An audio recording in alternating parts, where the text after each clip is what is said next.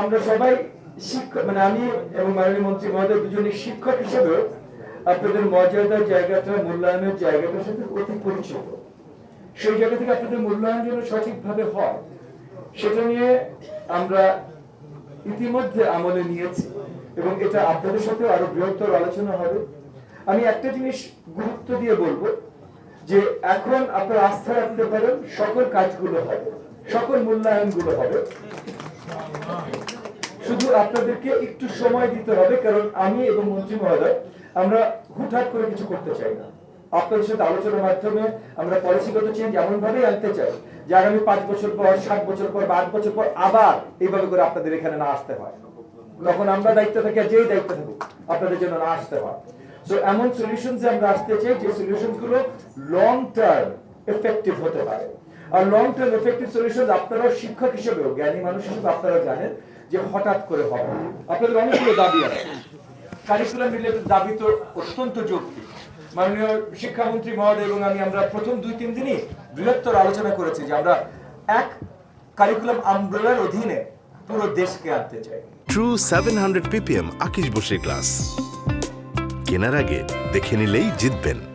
যেটা English medium হোক, Bangla medium হোক, মাদ্রাসা হোক, আলিয়া মাদ্রাসা, ইবতেদায়ী মাদ্রাসা, ফাতিমা মাদ্রাসা, যেই নামই আপনি বলেন না কেন, একটা জেনারেল আমব্রেলা, তারপর কিছু ডিফারেন্সেস থাকবে সেটা ভিন্ন কথা, একটা জেনারেল আমব্রেলার মধ্যে আমরা আনতে চাই। তো সেটাও তো হুটহাট করে হবে না, তাহলে কারিকুলামের কাজটা অনেক লম্বা। এটা আপনাদের প্রথম পয়েন্ট ছিল।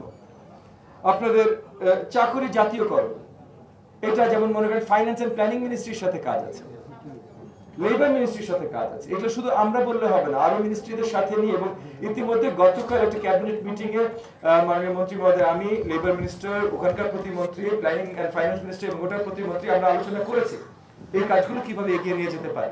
আপনারা যৌক্তিক কথা বলেছেন, সলিউশন গুলো আরো যৌক্তিকতার সাথে আমাদের সামনে নিয়ে আসতে হবে।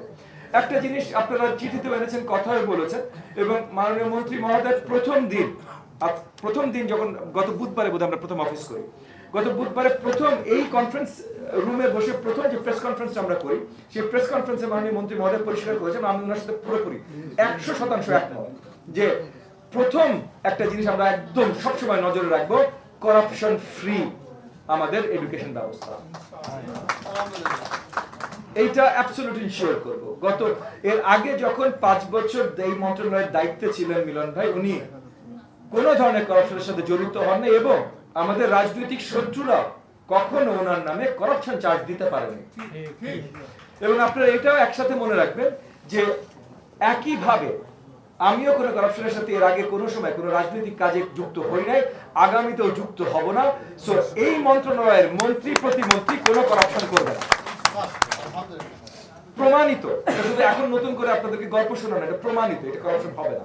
সো করাপশন ফ্রি মন্ত্রণালয় আমরা রাখবো, মন্ত্রীরা করাপশন ফ্রি থাকবে এবং আপনাদের দিকে আমরা চেয়ে আছি আপনারাও যেন আমাদের সহযোগিতা করেন যে প্রত্যেকটা অঙ্গে যেন আমরা করাপশন ফ্রি রাখতে পারি এডুকেশন সেক্টরে।